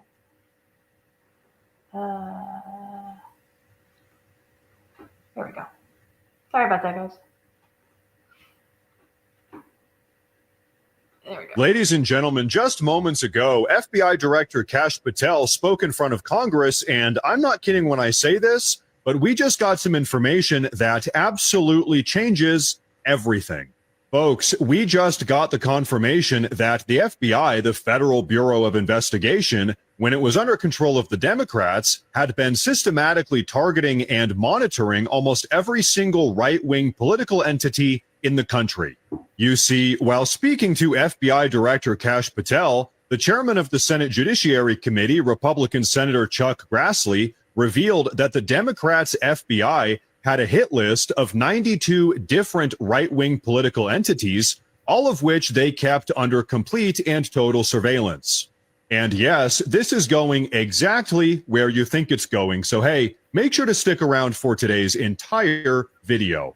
Now, as some of you might know, in 2022, Joe Biden's FBI kickstarted, quote, Operation Arctic Frost, in which they sought to criminally pursue Trump and all of his political allies. But, as it would seem, this operation ended up being much more than your basic run-of-the-mill anti-Trump initiative.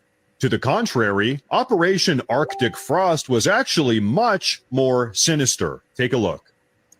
These new records show that Arctic Frost was much broader than just an electoral matter. The case was expanded to Republican organizations. Some examples of the group that Ray FBI sought to place under political investigation included the Republican National Committee, Republican Attorney General's Association, and various Trump political groups.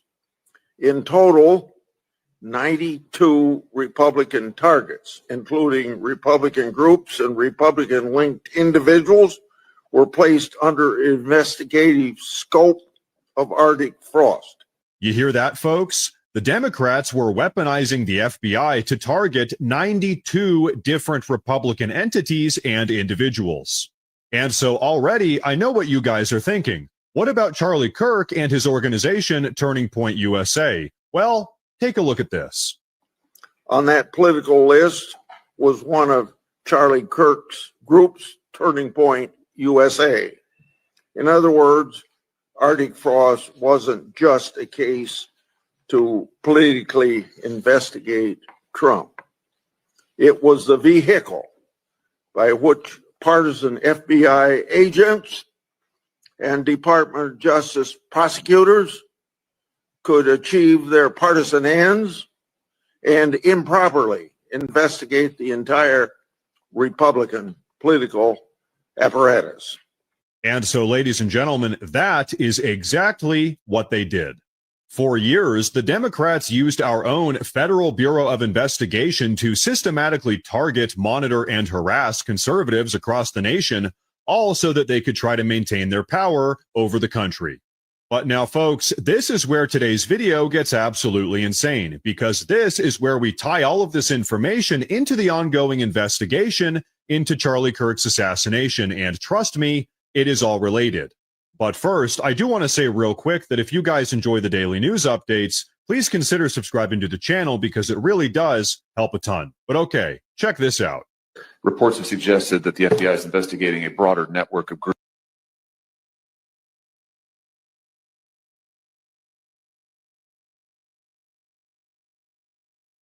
I thought I had the rest of it. You get the idea. Right. I mean, yeah, that's, there's so many different fronts, right? Oh, of course, yeah. It's like, it could be Israel doing that, and it's the Republicans versus Democrats, and they don't like the gun owners, and they don't like the Jesus, it's like, the whole, like, the Red Dawn thing, the door-to-door, taking guns or whatever. I mean, all those scenarios have always been there. They're most likely coming or whatever. And when I keep saying, like, there's different fronts, like at the Vegas engagement, there were people doing their own agendas. There was tons of things going on. Right. And everything that has happened is tons of groups getting together. And even as like Hurricane Katrina, I know for a fact that gangs from Los Angeles came in early to rob the jewelry stores after the storm passed. Right. These things are just inside stuff, and it's not a damn movie.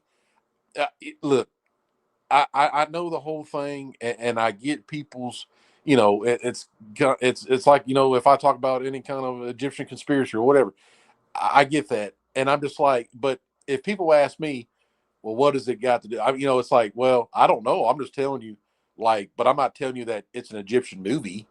It's not like, Osiris didn't go through a trap door and is going to reappear in witness protection or whatever. You know what I mean? Or is going to go. I'm sorry. It's just, and I'm tired of hearing that. Yeah. Whose movie is it? Like, if it's QAnon, whose movie is it? Because I'm around so many walks of life. I'm going to tell you, I am so far deep in the part of the United States. My Netflix is in Spanish. My Amazon's in Spanish. I love Selena, the movie. I watched it probably twice this hitch. And the thing is, but these people that I work with, they're, obviously from another country, and that's fine. But they don't have a movie. They don't talk about no motherfucking QAnon. You know what I mean? They don't even know what that is. But it's like, but you only hear that coming from these American people, and it's like you're being tricked. Nobody else from around the, like, leaving the borders of the United States, they're not talking about it. They're like, where's their movie? And it's like, and I hear, okay, and then John Kennedy Jr. survived. He's gonna save everybody, and they're gonna kick it. Oh God, no! I'm so Q. The whole Q thing. I was like, I just kept asking, like, my husband, or I would ask, like, even Ernie or Debbie or Hurricane Ann. I'd be like, well, not so much Hurricane because she's a Q person, but I'd be like, are these people hypnotized? Are they, like, under some kind of spell? And it's the only explanation I could come up with, John. It is. That's what I'm saying. Like, because nobody from outside. Okay, people are different walks of life. I'm telling you, where I'm at, it's you can say Tejano, but it's Hispanic. And the thing is, I talked to a lot of them. They don't know what I'm talking about. I asked them, hey, what do you think about that QAnon? We think this is a movie. They're like, no, that guy's dead. It's because he is. And it's because JFK Jr. died in a plane crash, and JFK got his head blown off in Dallas, and he's not coming back. They're gone. And it's not some big old, because I'm thinking, Lori, it doesn't make any damn sense, because 22 veterans a day do something to themselves and leave the planet. That's right. Okay. That's right. I can't imagine. Where's their movie? I know a lot of good guys, man. Yeah. Real good guys. Okay. I had a lot of fun with them and told a lot of stories and, MREs and made bets about, who can drink a gallon of milk in an hour, which you can't do, by the way. But it's like, where was their movie? They're dead. Where's their movie at? It's like, where was this at? Where was this movie at? When they're alone and now they're gone. And that's what I understand. And it's like for every walk of life that I come across, like, where's their movie? Where's mine? Where the hell's mine at? Why am I working for Masonic money? It's my own fault because obviously I like food and cars and, whatever. But it's like, I don't know, man. When somebody says it's he's still alive and he went through a trap door, I'm just like, shut the hell up. It's not that happened. He's dead. He's gone. He's dead. And I'm sorry for that. I'm sorry he's gone. And I'm sure he was a really good guy. But I didn't like him so much anyways, but yeah. There's no movie when, it's just. No, I mean, it's true. I mean, it's, here's the thing is not everything is a conspiracy. Right. Yeah. That's another thing too. Okay. Sometimes a rock is just a rock. Good. Here's something funny, and Debbie might remember this. Okay, so a few years ago, it was actually 2019. I had a cat. His name was Max, and Max got sick. He had fib, and I was taking him every week to the vet to get his belly drained, and he liked lunch meat. So the days I took him to the vet, I would stop and get a submarine sandwich, and then I would feed some of it to him because he wasn't eating a lot. It was toward the end of his life. So I took him to this park that's by where the vet is, and I took a picture of the park and I posted it up on my Facebook, and people were like, "What is Lori trying to tell us? What is her message? What is she trying to say?" And I'm like, dude, it's just a picture of a park. I'm not trying to send you any message. There's nothing hidden in it. It's just me and my cat having lunch.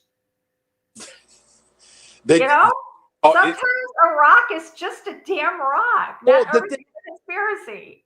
Lori, I mean, honestly, how many times now my grandmother, my mom's mother, of course, she passed away. She was Mexican, and when I was a kid, she watched her Telemundo, her novelas. That's her story, her soap opera. Yeah, soap operas, yeah. You'll get your ass spanked if you talk during novelas. Right. But it's just the same thing. Soap operas were the same thing for any American family. Like your mom would like, shut the fuck up, Victor's talking to whoever, and it's the same thing as this QAnon. Like humans can't wait. It's any good show. I like Dexter. It's like anything that you just can't wait. You have to watch and watch and watch. And sometimes it's like, oh, I'm waiting for the next clue, like you said. And it's like, oh, Lori got a picture of a park. But it's easy to get caught up in stuff. That's obvious. But and I think that's what it did to people. It's like we're waiting for the next Q drop. And it's like, what I mean? Like chew bubble gum, number 566. Oh, wait, Charlie Kirk had a piece of gum in his mouth. He did it. It's just like, come on. I have a friend who will post something and he'll be like, it's the 4-year, what do they call that? 4-year something marker or something. I'm like, okay. I don't understand how they get so caught up in it.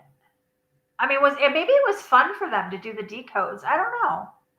I mean, yeah. Well, think about I love the Christmas Story movie, and Ralphie had the little Orphan Annie decoder ring, right? And that, right, but it's right. like it just goes to show you, like, yeah, you sit back and wait for the the pirate ship story on the radio, and then everybody's seen the movie, obviously, but it's just that it's just that. It's just intrigues the human mind, no matter what it is. Everybody gets caught up in stuff, but yeah, waiting for that next post shit to drop, and it's like, and then, but what's the end game for it every time? They're all going to go to Guantanamo Bay, and we live happily ever after. And it's like, no, my bills, I got bills still. Well, it's like this Tuesday. Okay, guys, this Tuesday is supposedly the rapture. Do you hear about that? Oh, yeah, no, kind of. Yeah. So Tuesday's supposed to be the rapture. I got laundry to do. Should I even bother doing it? Yeah, because if you don't, you're gonna have a whole pile on what the 24th. Right. Exactly. Yeah. I mean, there's just so much. If I think, I don't know. Social media has ruined us as a civilization. Oh, it really has. It's a quick knowledge thing. Like it does have good because information gets spread quick if it's legit. But yeah, you're right. It does mess up too. It does both. Yeah. I mean, we don't have the interaction with people as we should anymore. We have a tendency to what is it called? Doom scroll. And I guess if you go eat somewhere, you can notice everybody's on their phone or. Yeah, I mean it has. It's definitely it's ruined. It's ruined relationships. It's ruined families. It's ruined. I mean, a lot of things. On an up note, guys. On a up note, Jimmy Kimmel's been canceled.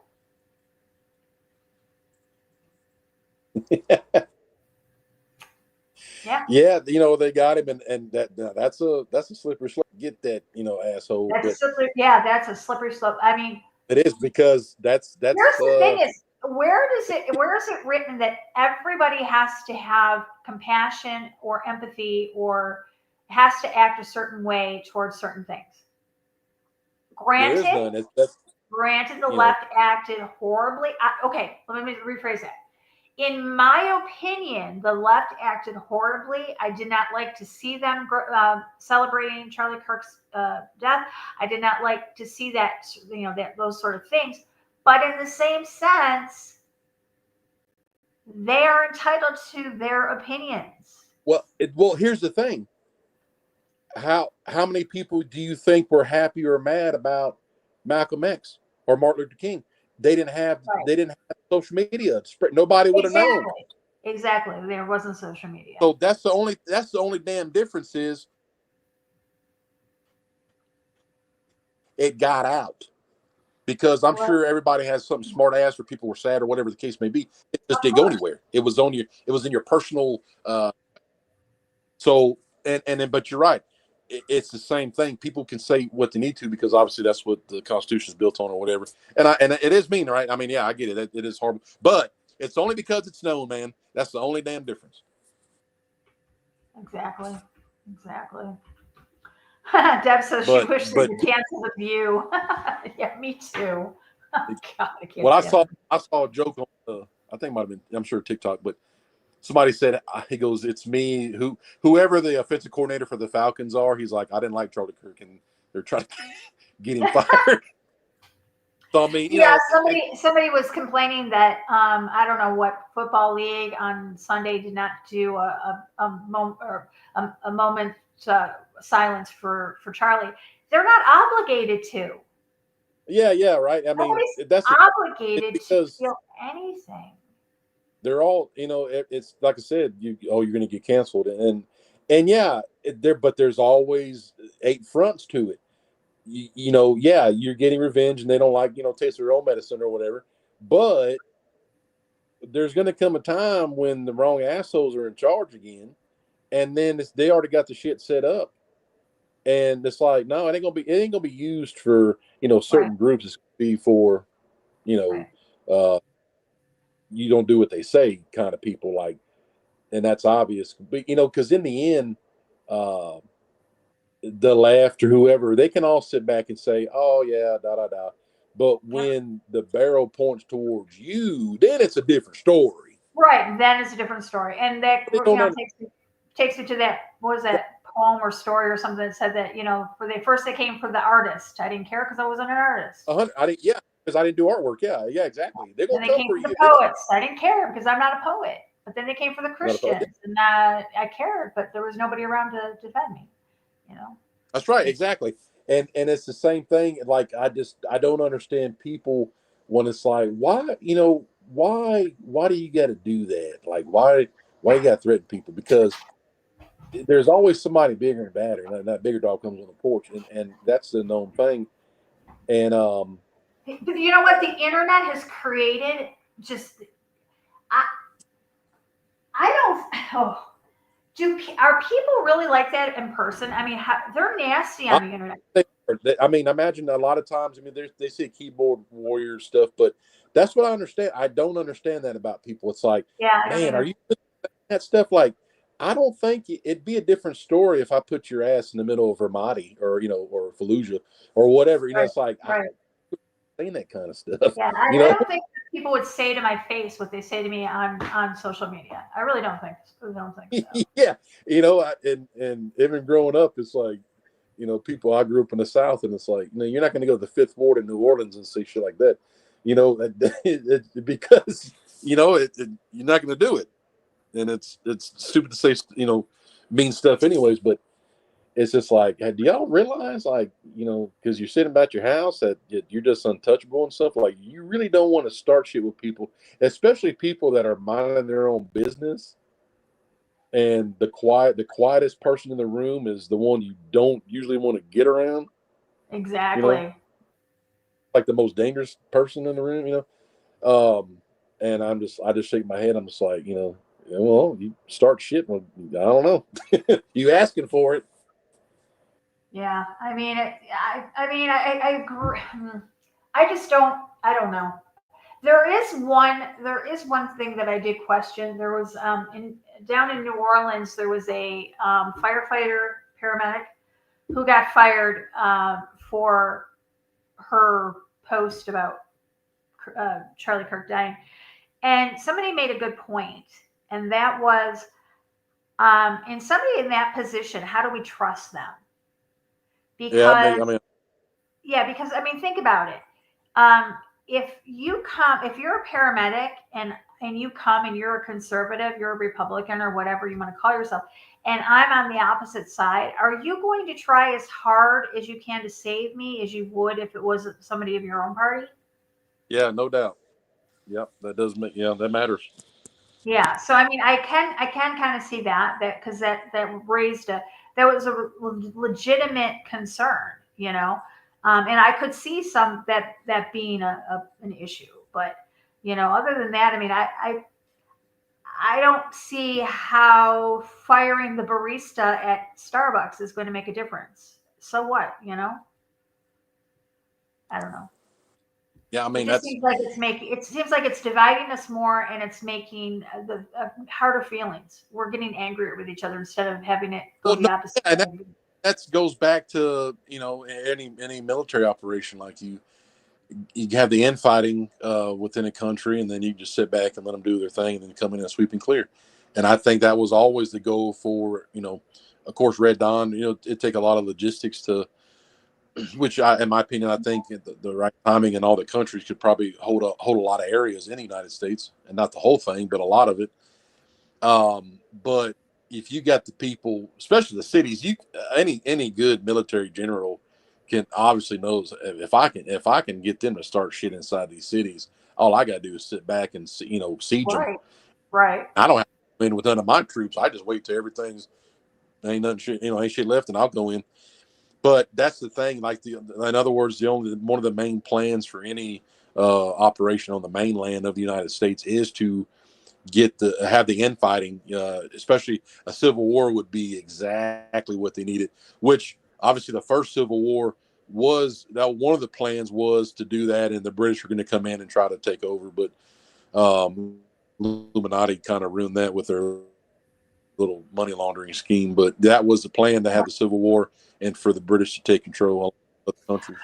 Here's the thing about a civil war, John, and that's how will it be fought if the left doesn't like guns? Yeah, well, they do. That's the thing, they do like it. They obviously have them. That guy who got banned or whatever, that Destiny guy, he's got them. It's like a whole gun rack on next to his podcast deal. It's like they like them. They don't want you to have them, obviously, because they're all Maoists and Pol Pot, all the dictators of the world, and like well, we'll have the guns and we'll have the bar turned in. You just stay at your house, and then if we don't like what you do, we just come take care of you. And that's their mentality, is that because that's what they've been taught. And it it's not like, I don't want to say it's not their fault, but for example, if I grew up in a bad part of town and I'm watching my friends and maybe siblings, sell narcotics for cash money, and do I want to go flip a burger? Right. You know what I mean? That's the thing. Like, that could be anybody, any race, any whatever. Yeah. Exactly. But it's the same thing as that. If you're taught and don't like what you do, then you take them out. It's like, I don't know, and that's obvious. But yeah, they are armed, and they take it a lot further than I think any person in their right mind, pun intended, that that would have a weapon and be responsible with it. You don't see people flash around like, "Oh, I'm gonna take you out because you don't like what I said," Yeah, exactly. Especially when and I do have to say, of all, I've heard nothing but people on TikTok saying about ICE being here in Chicago. I'm going on my third week back to work. And I'm literally, I don't know, the other day I was between here and Wisconsin. It was an 8-hour turn. I drove 4 hours there and I drove 4 hours back. And I'm all around the city. I'm by the airports. I'm downtown, like literally in the city. I have not seen one ICE agent at all. That's what I'm saying. Like, they hype it up. It's easy propaganda.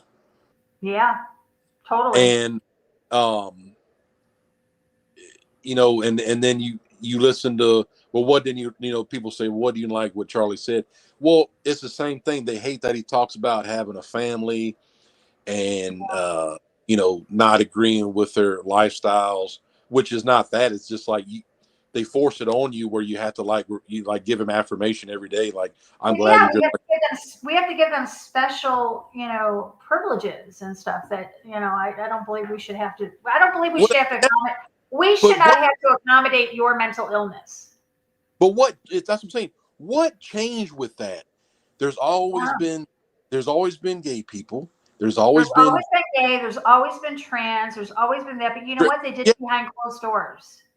Well, yeah, and then like the drag queen thing, like they say that it's different. I mean, I guess, but it's like, okay, the drag queen just doesn't have the operation or whatever the case may be.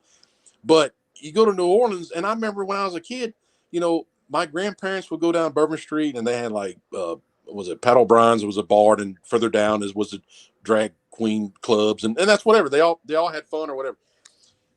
But it's like, what changed? When did that change to where you had? And I'm gonna be honest with you, I don't think it's them. You know what I mean? I've only seen these furry, wearing animal mask and the pink hair, the purple hair, the ones that say, I'm going to go in a girl's bathroom and you can't stop me, kind of like those people are different than what I remember. I have two homosexual uncles, and they look like regular guys. I don't know. That's just whether they're thinking, but they, you know what I mean? Like, why is it just these weird looking people that are causing the trouble? I think it has something to do. I think it has something to do with the human growth hormones that they're putting in their foods. Well, that, and then obviously they got drugs that they're forced or they want to take. But it's like, have you read a lot of furry stuff, like this furry manifestos? They don't like humans anymore because they have transformed, and they're like, they have to. Yeah. It's like, that's really weird stuff, man. Like, I get dressing up like a dog. That's cool, man. You do your thing. I've always been like that. Right, you do you, boo. You do you. Even any lifestyle. I was in the military. We used to laugh and joke. We didn't know anybody's history. We didn't know anybody's backgrounds. Come to find out, there was a lot of, weirdos, I'm not going to say weirdo, but did weird things that I didn't do. I mean, that's my own thing. I didn't do that. I get it. It's just my thing. And it's their thing. But even if it didn't matter. It didn't matter if they did that. We were like, oh, man, that guy's fucking crazy. It's funny. But because we were always like, that's you, man. Will you save me? Will you pull me out, of the foxhole if we're about to get hit or whatever? And it's, oh, yeah. So it's like, that's what mattered. Like, if we're in the military, are you going to help save me? Are you going to leave me there die? Nope, leave no man behind. Right. It's like, cool. Go, all right, good. I don't care if you dress up like a woman. That's your deal. As long as you drag me out of there. And so, I'm just saying, like, there's just something changed. There's been some kind of shift to where these people that are like snarling and telling you that you're going to go in the girls' bathroom. It's like, man, you like, why are you going to get all mad about that? Like, why do you want to do that so bad? Why, and you want people to challenge you and stuff. It's like, that's not being good. It's like you're going to piss somebody off. Right. Exactly. And then they're going to do something to you. That's so funny. And it's like, I'm just like, I don't know. I don't know, but I don't know. Something has changed. If there is a such thing as a rapture, and it does come on Tuesday, I am ready to get the hell out of here. That's all I know. People are all too crazy for me. Yeah. We might not have a show next week. We might not have a show. Maybe not. I'll if anybody's left behind, just if you want to go test drive my Trans Am, I got a new motor in it. So or hell, I might be here. I might be here next week.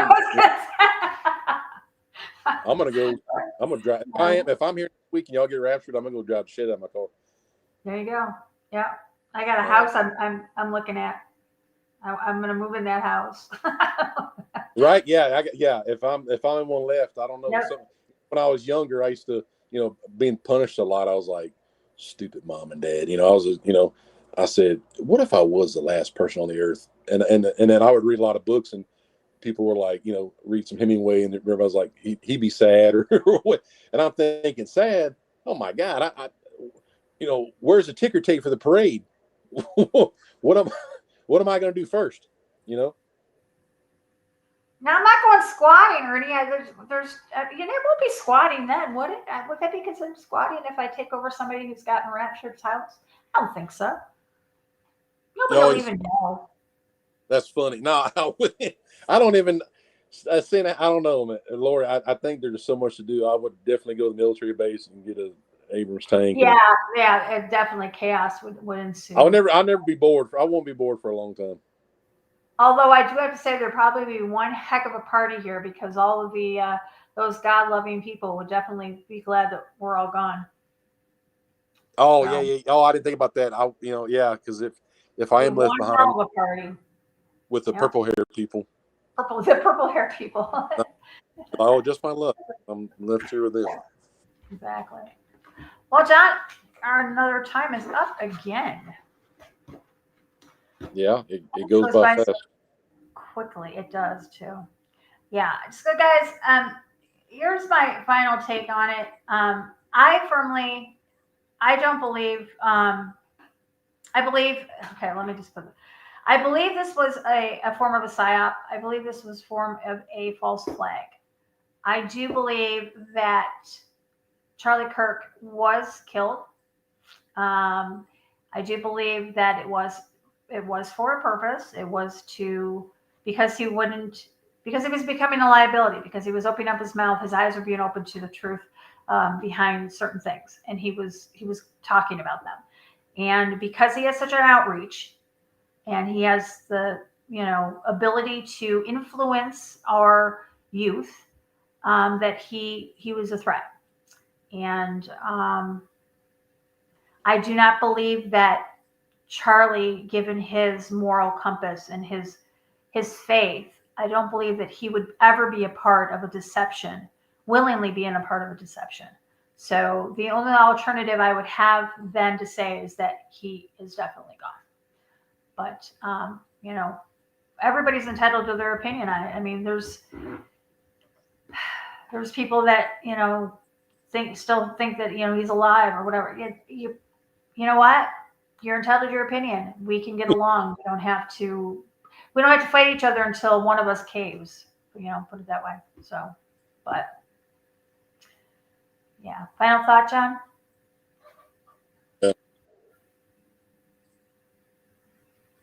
You're breaking up.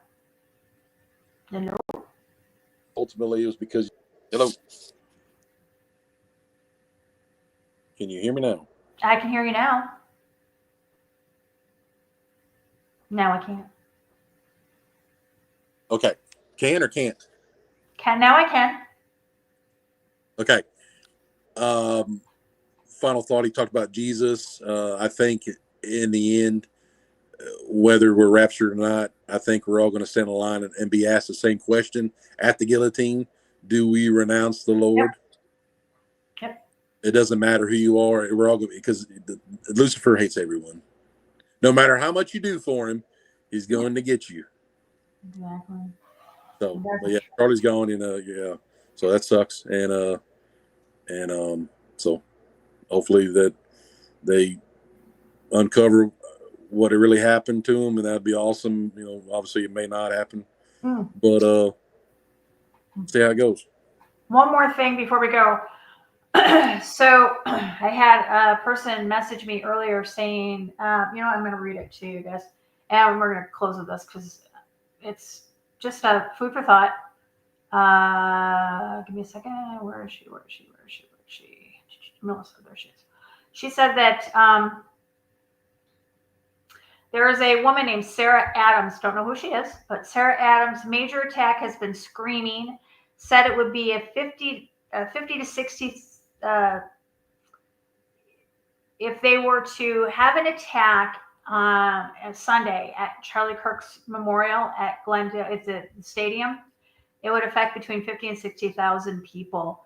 And she said that it makes sense. They said it would be an initial attack, then the secondary attacks would begin. Once the emergency responds, then the real attacks would begin. So I don't know. Well, what's his deal? What is it going to be? The 21st? Yeah. Hold on a second. So it's Sunday. Yeah, the 21st. So that's this Sunday, right? Yeah. Yeah, 9/21. Yeah. Well, we'll see what happens. Yeah. So I don't know. I'm putting it out there. I honestly wish that I was still in Arizona because I could make some serious money on Sunday, but I'm not. So. Well, and then we'll tell Ernie too. I'm sure he can hear me. Ernie, I don't care if the rapture. You better buy some bird seed. Some what? Bird seed.